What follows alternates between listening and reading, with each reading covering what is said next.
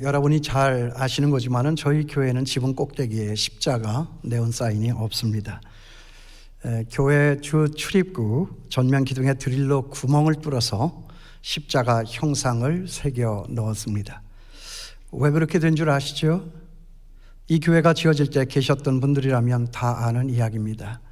모르시는 분들을 위해서 제가 다시 말씀드립니다. 세계적인 건축가 에런 탄이라고 하는 분이 계셨습니다.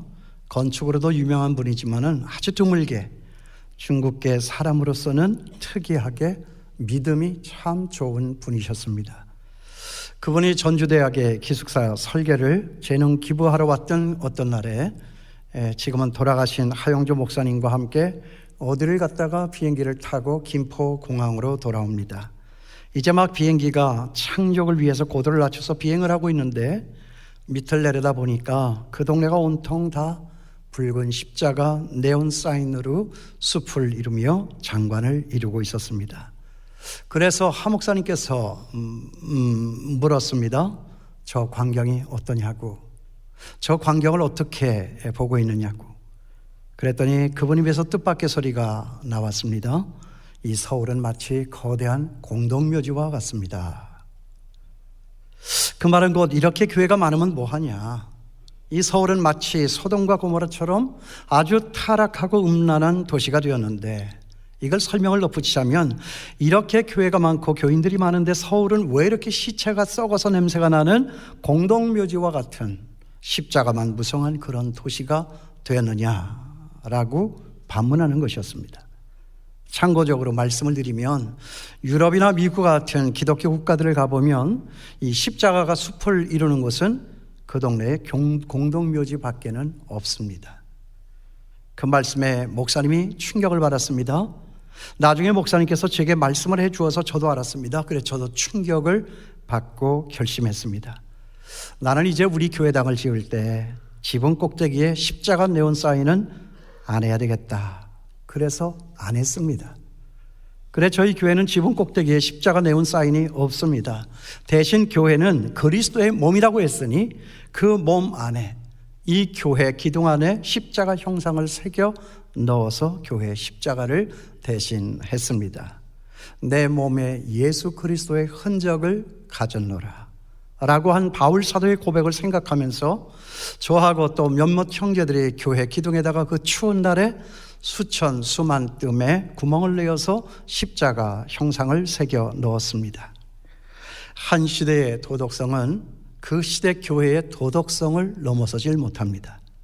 한 시대의 교회 교인들의 정직도는 그 시대를 함께 살아가고 있는 우리 성직자들의 정직도를 넘어서지 못합니다. 그런 의미에서 지금 이 나라가 이렇게 부도덕하고 음란하고 패역한 것을 보면 그 1차적인 책임이 누구에게 있느냐? 우리 성직자들에게 있다고 생각을 합니다. 큰 대형 사건들이 터져서 잡혀 들어가는 사람들을 보면 꼭 그 가운데 예수 믿는 사람들이 있습니다. 지난번에 정인이 사건도 그랬습니다. 정말 이래도 되는 것인지, 그러니까 이 같은 시대에 목사를 한다라고 하는 것이 얼마나 힘들고 어렵고 부끄러운 일인지를 모릅니다.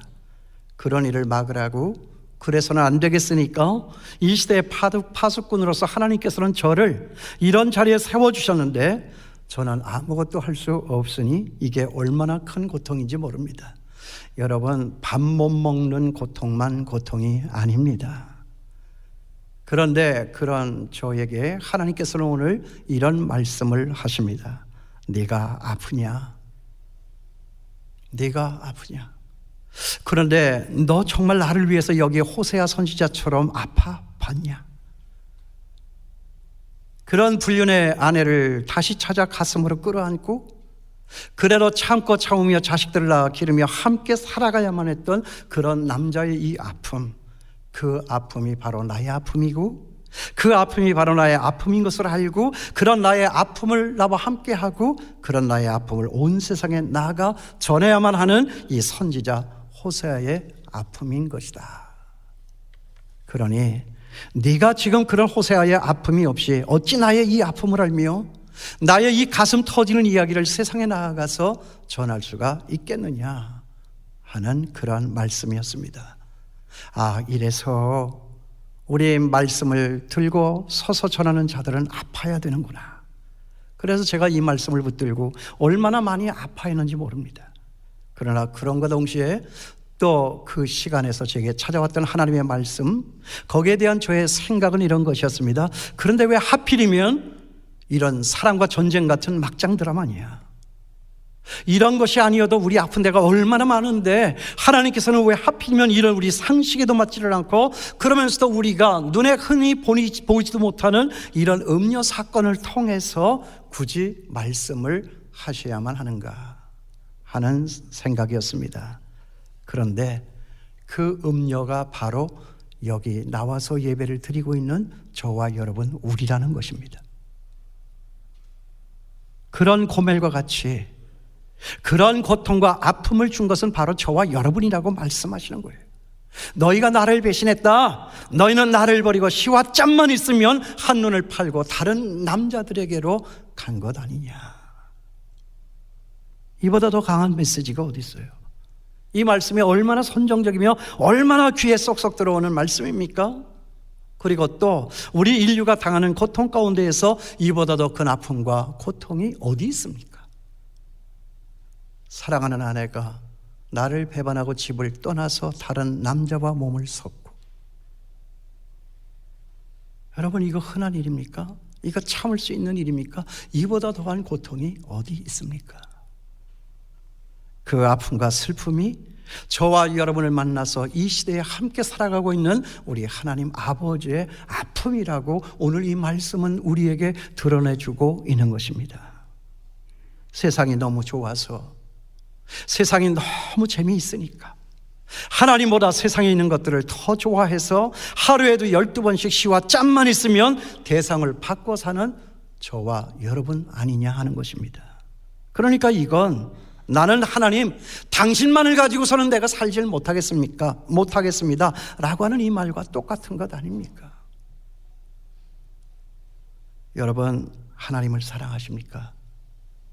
얼마나 사랑하십니까? 어떻게 사랑하고 계십니까?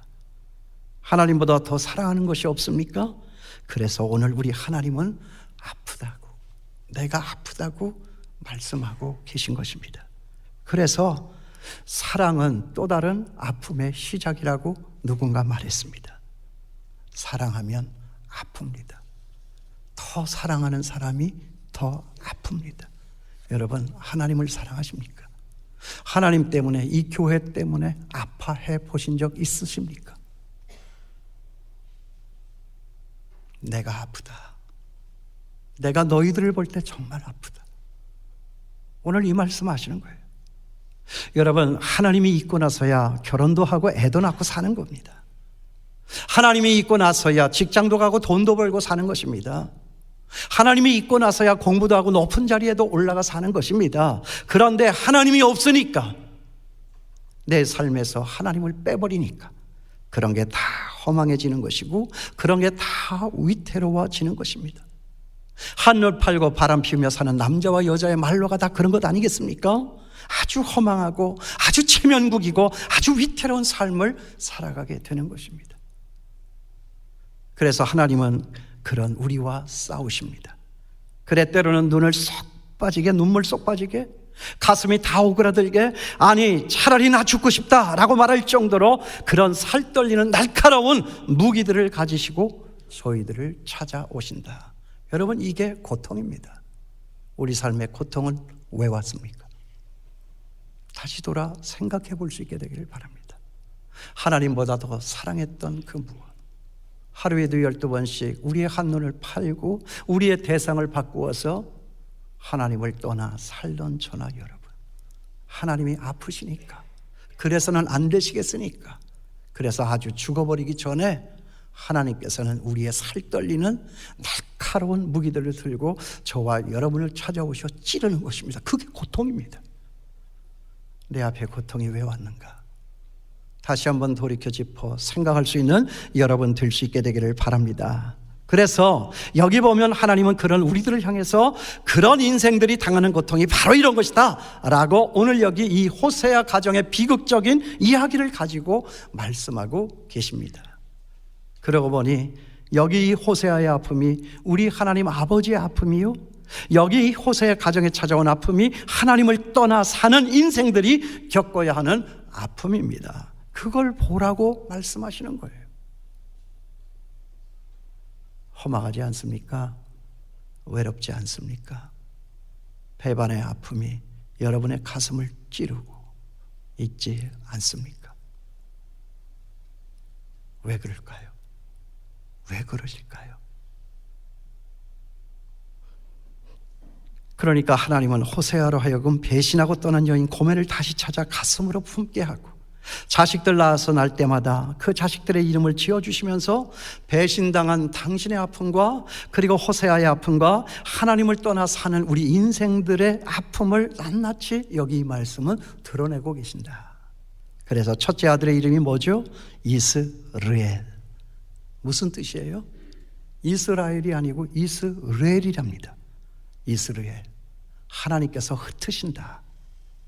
그래서 하나님은 지금 우리들 보고도 교회 모이지 마라, 흩어져라. 그래서 교회 문을 닫아놓은 것이 아닙니까? 여기 말씀대로라면 하나님께서 그 활을 꺾으시리로다. 전쟁에 나갔는데 활이 꺾여서 화살을 당길 수가 없다라고 하면 여러분 어떻게 되는 것입니까? 할 수 있는 것은 아무것도 없고 죽음의 자리에 갈 수밖에 없는 것입니다. 그러니까 이건 너 그러면 죽는다. 너 나를 배신하고 떠나 세상과 연락하여 살면 너 그럼 하나님께서 손대시고 흩으시고 죽게 만드신다 라고 하는 그 말입니다. 이게 이스라엘입니다. 여러분, 하나님을 빼고 이루려는 우리 인간의 모든 욕망 다 무너집니다. 바벨탑 무너지지 않습니까? 사람들이 흩어지지 않습니까? 마침 요즘 우리가 겪고 있는 이 코로나 상황과 똑같은 상황을 말씀하고 있다, 저는 그렇게 생각을 했습니다. 다 흩으시는 거예요. 그게 하나님을 뺀 우리 인간들이 가는 길이라는 거예요.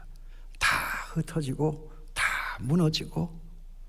그러니까 호세아는 하루에도 12번씩 이 아들 이스라엘의 이름을 부르면서 하나님께서 흔드신다, 하나님께서 무너뜨리신다, 그걸 생각하고 그걸 또 기회가 있을 때마다 당신의 표정과 말과 행동으로서 주변 사람들에게 드러내고 있는 것입니다. 오 하나님, 이 이스라엘은 언제 이스라엘이 되는 것입니까? 라고 생각하면서 말입니다. 그 다음에 두 번째 자녀의 이름은 뭐죠? 로루하마, 딸아이의 이름입니다. 여기 루하마라고 하는 이 말은 국률이라고 하는 뜻인데 그 앞에 노가 붙어 있으니까 국률이 아닌 무자비, no mercy 라고 하는 말이에요. 하나님을 떠나 사는 인생, 하나님의 국률이 떠났다, 하나님의 무자비가 no mercy, 그 삶을 덮쳐 힘들게 한다.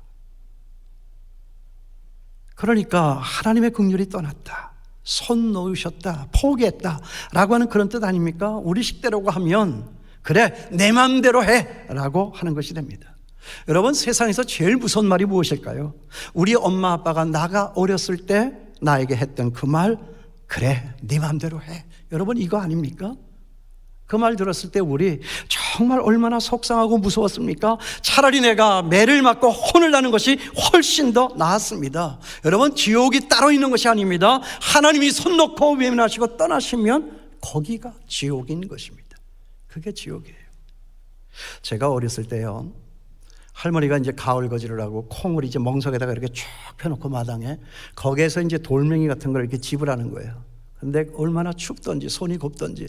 그리고 애들하고 바로 윗뜸에서 자치기하기로 약속을 했거든요. 30분도 더 지난 것 같아요. 근데 할머니가 자꾸 일을 시키니까 그게 너무 짜증이 났어요. 힘들었어요. 애들은 저렇게 다 산뜻께서 놀고 다 놓고 있는데 나는 왜 이놈의 팔자가 여기서 일만 하고 있는가. 그러니까 할머니가 저쪽으로 어디 갔을 때 제가 혼자 너무 속상하니까 막 이랬어요. 근데 그걸 할머니가 봤어요. 할머니가 빗자루를 들고 오시더니, 야 이놈의 새끼야, 일하기 싫으면 밥도 먹지 말아라, 들어가. 그래서 방 안에 갇혔어요. 방 안에 갇혀 서가지고 참 있는데 내 신세가 그렇게 처량하고 무섭고 힘들 수가 없어요. 차라리 매를 맞고 걱정을 들으면 괜찮겠는데 그냥 방 안에 들어가 있어 그러니까. 그게 지옥 아닙니까 여러분? 나 정말 그때 무섭던데요. 하나님이 나를 외면하고 하나님이 나를 손 놓으신다면 그게 지옥 아닙니까 여러분? 그러니 여러분, 저나 여러분 우리들은요, 우리에게서 하나님의 은혜가 떠나면 우리는 단순히 은혜 없는 사람이 되는 것이 아닙니다. 짐승 같은 사람들이 되는 것입니다. 그러니까 지금 우리 주변의 사람들이 다 짐승같이 살고 있는 것 아닙니까? 그래서 그런지 사람들은 왜 요즘에 서로가 서로를 향해서 손가락질을 하면서 개, 돼지만도 못한 사람이라고 욕을 하느냐. 온통 다 동물의 왕국이 되어버리고 말았어요. 짐승 같은 사람들. 아니, 사람이면 어떻게 저런 일을 할 수 있나? 그런데 그런 일을 지금 우리가 하고 있지 않습니까? 그러니까 은혜가 필요한 거예요. 은혜 없이는 도무지 안 되는 무자비한 세상이다 하는 것입니다. 하나님의 긍휼이 떠났다. 로루하마. 하나님은 오늘 우리들에게 이것을 보여주고 있는 것입니다. 그 다음에 또 마지막 아들의 이름이 뭐죠? 로암미. 무슨 뜻이에요? 암미가 하나님의 백성이니까 그 앞에 로가 붙어 있으니까 너는 내 백성이 아니다 하는 거예요. 우리 식대로 말하면 너는 내 백성이 아니니까 나가, 내 앞에서 사라져, 너는 내 자식 아니야. 바로 그겁니다. 이거 최후의 통첩 아닙니까? 그런데 그런 때가 우리에게 있다는 거예요. 아니 뭐 나는 없는데요, 나는 뭐 교회도 다니고 예수도 믿고 예배도 드리는데요. 아니요, 우리에게도 그런 때가 있어요. 언제죠? 하나님을 빼고 하나님을 무시하고 정신없이 살다가 위기를 만나서 벼랑 끝에 선 바로 그 순간, 주변을 살펴보니 아무도 없어요.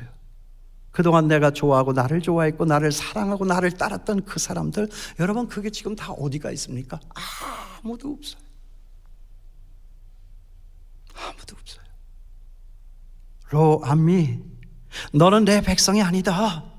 마치 하나님에게서도 버림을 받은 것 같은 바로 그 순간, 그러니까 하나님을 빼고 하나님이 없이 살았던 인생, 그런 인생들에게는 바로 그런 순간들이 찾아온다 하는 것입니다. 그런 순간 찾아올 때 나는 하나님을 어떻게 바라다보고 있었는가?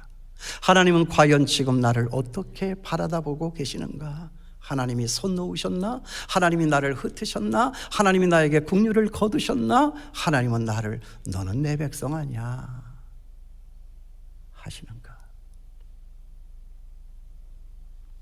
그런데 여러분, 그게 마지막일까요? 그게 마지막이라고 하면 하나님의 구원은 구원의 하나님이 되질 못하고 저나 여러분의 구원은 구원이 되지를 못합니다. 반전이 있습니다. 그러므로 여러분, 우리 예수 믿는 사람들의 인생에는 항상 새로운 시작만 있을 뿐이지 마지막이라고 하는 말은 없습니다. 역전의 인생이에요. 대박입니다. 여러분, 우리 집이 있는 땅, 그 자리가 신도시가 생겨서 대박이 아니라 바로 하나님의 다시 찾아오심, 다시 시작할 수 있는 이거, 이게 대박이다 하는 거죠. 그걸 증명해 주는 단어가 어디 있어요? 여기 그러나라고 하는 단어잖아요. 거기 7절 보세요. 그러나 내가 유다 족속을 긍휼히 여겨 저의 하나님 여호와로 구원하겠고. 보세요, 다시 긍휼히 여겨주신다고 하는 말씀이 임하고 있지 않습니까? 그리고 또 있습니다. 거기 10절 말씀 보세요. 그러나 이스라엘 자손의 수가 바닷가의 모래같이 되어서 헤아릴 수도 없고 셀 수도 없을 것이며. 보세요, 다시 우리에게 큰 부흥을 찾아와 주신다고 하는 그 말씀 아니냐 하는 거예요. 그러므로 여러분, 오늘 저의 이 설교의 제목이 뭐죠? 그러나의 하나님이다 하는 것입니다. 그런데 참 우리 하나님 재미있는 것은 뭐냐 하면, 여기 이 말씀의 문정 구절을 한번 여러분 보세요. 6절까지는요 그냥 1절부터 그냥 숨가쁘게 불같이 화를 내시다. 거기 7절에 이르러서는 그러나 하고 한번 멈춥니다. 내가 유다 족속을 긍휼히 여겨 그들의 하나님 여호와로 구원하겠고. 그러다가 다시 화가 일어납니다. 8절 9절 가서는 막 화를 또 내십니다. 그러다가 또 10절에 가서는 숨을 멈춥니다. 그러나 이스라엘 자손의 수가 바닷가의 모래같이 되어서 헤아릴 수도 없고 셀 수도 없을 것이며. 무엇을 생각하죠? 무엇이 보이십니까? 그러니까 지금 우리 하나님의 마음 왔다 갔다 하고 있잖아요. 그것을 여기서 발견하는 거예요.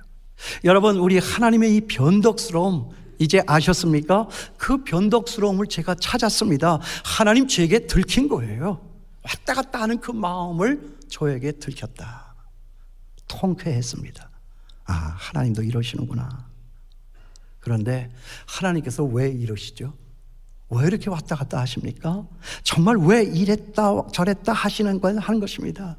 우리 하나님이 이러시면 말이죠, 우리 정말 불안하지 않습니까? 우리의 구원이 정말 왔다 갔다 하는 것 아닙니까? 그런데 이것이 바로 우리 하나님의 마음이라는 거예요. 오늘 말씀은 그것을 우리에게 강조하고 있는 거예요. 사랑하시기 때문에, 도무지 버릴 수 없기 때문에 그렇게라도 하지를 아니하면 우리가 진짜 죽을 것 같으니까 하나님은 흩으시는 것으로, 무자비한 것으로, 미리 버리시는 것으로 끝까지 우리에게 관심을 떼지 아니하시고 눈을 떼지 아니하시고 경계하시고 돌이키시고 보호하신다라고 하는 말씀이 이 말씀이라는 거예요. 사랑하시기 때문에. 여러분 보세요. 바로 말 바꾸지 않습니까? 그러나 막 불같이 화를 내시요. 내가 너를 흩으신다, 망하게 하겠다, 너는 내 백성도 아니야, 나는 너에게 긍휼을 거뒀어 하시다가 그러다가 또 불같이 열을 내시면서 화를 내시다가 또 10절에 가서는 그러나. 여러분, 요 하나님의 왔다 갔다 하는 이 변덕스러운 마음, 여러분 보세요. 이게 자식 키우는 우리 부모들 마음 아니냐 하는 거죠. 화는 내지만 여러분, 화를 낸다는 것은 사랑하지 않으면 못하는 거예요. 사랑하기 때문에 화를 내는 거예요. 사랑하지 않으면 관심 없어요. 아무 쓸데 없어요. 그러거나 말거나 내버려 두는 거예요. 그냥 돼지 마구잡이로 막 갖다 먹이고 그냥 살만 찌워서 그냥 내버려 두는 거예요. 아무거나 막 먹으라고. 그러다가 추석 명절 되면 잡으면 되는 거예요. 그 심판 아닙니까? 근데 우리는 하나님의 자녀다는 거죠. 포기할 수가 없어요. 손을 놓으실 수가 없어요. 그러니까 때로는 흩으시고, 그래서 때로는 무자비하시고, 때로는 버리시는 것 같은 그런 동작으로서 하나님은 우리에게 찾아오시고 살떨리는 아픔으로 미리 경계하시고 더 넘어가 죽는 벼랑 끝으로 떨어지지 않게 막으셨다는 거잖아요. 이게 하나님이시잖아요. 여러분 아세요? 사랑은요, 바꿈이에요. 이거 제가 발명한 말이에요. 사랑은 바꿈이다. 이것이 진리니까, 이것이 논리고 이것이 이치니까 이건 변할 수가 없어, 끝까지 계속. 세상 사람들이 말하는 정의, 그런 게 아니라 사랑하면 바꾸는 거예요. 다 덮어버리는 거예요. 그 사랑으로 녹여버리는 거예요. 정의가 하나님의 나라를 이루는 것이 아니라 사랑이 그 정의를 이루며 하나님의 나라를 이루는 것입니다. 세상에는 그게 없죠. 그러니까 항상 세상은 소란한 거예요. 끝나지 않을 것입니다. 저들의 운명은 심판의 자리에 이를 것입니다. 하나님의 이 바꾸심, 하나님의 이 마음을 바꾸심, 이 돌이킴, 이것이 무엇을 의미하는가를 알고 우리가 그것을 받아들일 때, 그것이 고마워서 하나님 앞에 무릎을 꿇을 때, 거기에서부터 진정 정의의 하나님의 나라 이루어지는 것이고 우리의 삶에 의와 평강과 희락이 넘쳐나는 하나님의 나라가 찾아오게 되는 것입니다. 굳이 따져서, 옳고 그름을 따져서 상대방을 무릎을 꿇리고서야 찾아오는 하나님의 나라 없습니다. 그건 지옥이죠. 그건 세상의 감옥이죠.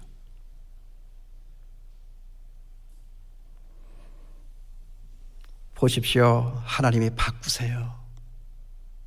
사랑은 바꾸는 거라고 그랬잖아요. 아이들 이름도 바꾸라고 하시지 않습니까? 보세요. 로암미는 너는 내 백성이다, 암미로 바꾸시고, 루하마는 내가 다시 너희를 불쌍히 여긴다, 루하마로 바꾸라고 말씀하세요. 거기 2장 1절에 나오잖아요. 너희 형제에게는 암미라 하고 너희 자매에게는 루하마라 하라. 참 재밌어요. 우리 가정의 부모들 마음이 그렇지 않아요? 아내서는 얘 이놈의 새끼, 얘 나가 죽어라, 얘 그러고도 밥을 먹냐, 내가 너를 경을 친다, 너는 내 자식 아니야, 나가 소리치지만은 여기 뭐라고 그랬어요? 너희 형제에게는 암미라 하고 너희 자매에게는 루하마라 하라. 그 밖에 우리 집을 떠난 다른 세상 사람들에게는 뭐라고 선포를 하시는 거예요? 저는 내 암미다, 저는 내 루하마다 말씀하시는 거예요. 누가 집안의 자식들 형을 밖으로 가지고 나가고 그렇게 하는 사람은 어디 있어요? 어리석은 사람이죠. 속상하니까, 사랑하니까 때로는 그렇게 불같이 화를 내다가도 한숨 멈춰 그러나, 이게 우리 하나님의 마음이고 그 이름을 바꿔주세요. 이것이 회복된 우리의 모습이에요. 우리 한국교회가 다시 하나님 앞에 사랑을 받고 긍휼히 여김받는 이 백성으로 다시 회복될 수 있게 되기를 바랍니다. 여러분 기억하십시오. 우리가 회복되면 이 나라 이 민족도 회복될 줄 믿습니다. 세상이 잘못해서 세상이 망하는 것이 아니라 저희가 다시 회복된 자리로 돌아오게 될 때 진정한 하나님의 백성, 하나님의 그 긍휼과 관심, 그의 시선이 우리에게 머물기 시작하면 우리는 변화될 것이고, 변화된 우리로 말미암아 우리가 살고 있는 이 나라 이 민족은 살게 되는 역사가 일어나게 될 것입니다. 호세아의 아픔은 바로 우리 시대를 향한 하나님의 메시지예요. 이 회복의 은혜가 있게 되기를 바랍니다. 누가 회복될 수 있는 자이죠? 하나님의 이 아픔과 슬픔을 아는 자입니다. 엄마 아버지의 그 외로움, 그 고독, 그 눈물, 골방에서 흘리시는 그 기도의 신음소리, 그것을 아는 자가 효자가 되는 것입니다. 그 마음을 알고 언제나 하나님 앞에 성실하게 서는 자, 그 마음을 알게 되면 고멜처럼 한눈을 팔고 바람도 피우지 않을 것이며, 그 마음을 알게 되면 호세아처럼 그런 엄청난 긍휼과 용서의 사람도 되는 것입니다. 여러분, 집 나간 여인, 내 자리를, 나를 배신하고 떠난 그 여인을 어떻게 다시 찾아가지고 다시 데리고 와서 가슴에 품습니까? 절 보고 하라면 못합니다. 그러나 할 수 있는 그 가능성이 어디 있습니까? 하나님의 그 무지막지한 사랑과 긍휼의 마음을 깨달아 알게 되면 그때 가서는 저도 혹 그렇게 호세아처럼 할 수 있을런지는 모르겠습니다. 더 큰 사랑은 더 적은 나의 이 못남을 없애버리는 거예요. 녹여버리는 거예요. 할 수 있게 만드는 거예요. 그러니까 중요한 건 뭐냐 하면 나의 잘남이 아니라 하나님의 그 크신 은혜와 사랑, 그것을 모르는 데에 우리의 삶의 방향이 고쳐지지가 않는다는 거예요. 하나님을 알면 어떻게 그럴 수가 있어요? 그 성실하신 하나님, 손 놓질 못하시는 하나님, 떠나시지를 못하시는 하나님, 포기하지 못하는 하나님, 그런 나라 할지라도 다시 와서 가슴에 품고 사랑으로 녹이고 너는 내 백성이다, 내가 너를 사랑한다라고 고백하는 그 하나님을 알지 못하고서야 우리가 어떻게 그런 경지에 올라설 수가 있느냐 하는 거지요. 그러니까 중요한 것은 우리가 이런 아픔과 슬픔을 당했다라고 하는 것이 아니라 바로 여기 이 말씀 가운데 나타난 우리 믿음의 선배 호세아처럼 우리들의 하나님 그 긍휼의 마음을 아는 것입니다. 그런 의미에서 저는 우리 집의 김성실 여사님, 오늘 그분이 우리와 함께 여기에 예배드리고 계십니다. 우리 집사람한테 하는 얘기예요. 우리 서로 성실하십시다. 그대 이름 성실 아닙니까? 그래서 나는 그대 이름을 보면서 언제나 아침에도 성실, 점심에도 성실, 저녁에도 성실, 그냥 성실하게 살아보려고 애를 썼습니다. 그렇지만 이거 기억해야 합니다. 김성실 씨, 이 하나님의 은혜가 아니면 용서와 용납이 아니라 나에게도 당신이 지금까지 알지 못했던 치정, 살인과 복수의 DNA가 있다라고 하는 이거 꼭 기억해야 합니다. 조심하시기 바랍니다. 그러니까 우리 지금까지 알고 살아왔던 하나님, 그 하나님 아버지 앞에서 우리 두 사람 더욱 성실하십시다. 그 하나님을 더 깊이 알면서 우리 끝까지 서로가 서로에게 대하여 성실합시다. 그래야 우리 서로 끝까지 한눈 팔지 않고 나도 살고 당신도 살고 우리 옆에 남도 살리며 살아갈 수 있는 것 아니겠습니까? 이게 지금 우리가 사는 것 아니겠습니까? 이제는 저의 집사람을 떠나 여러분께 부탁합니다. 우리 이런 하나님을 아십시다. 그러니 정말 여러분 부탁하기는 10to10 기도회에 나오셔서 이런 하나님을 묵상하면서 그 긍휼의 하나님을 내 가슴에 담으면서 우리 다시 회복할 수 있게 되기를 바랍니다. 하나님 마음을 내가 알기를 원합니다. 나는 더 알기를 원합니다. 그동안 내가 잘못했습니다. 이제는 내가 내 마음을 돌이킵니다. 이제 우리 다시 하나님 마음 세상에 나아가 전하겠습니다. 기도하며 회복하며 이 땅을 회복시키는 저와 여러분, 우리 모두가 될 수 있게 되기를 주님의 이름으로 축원합니다. 기도하겠습니다.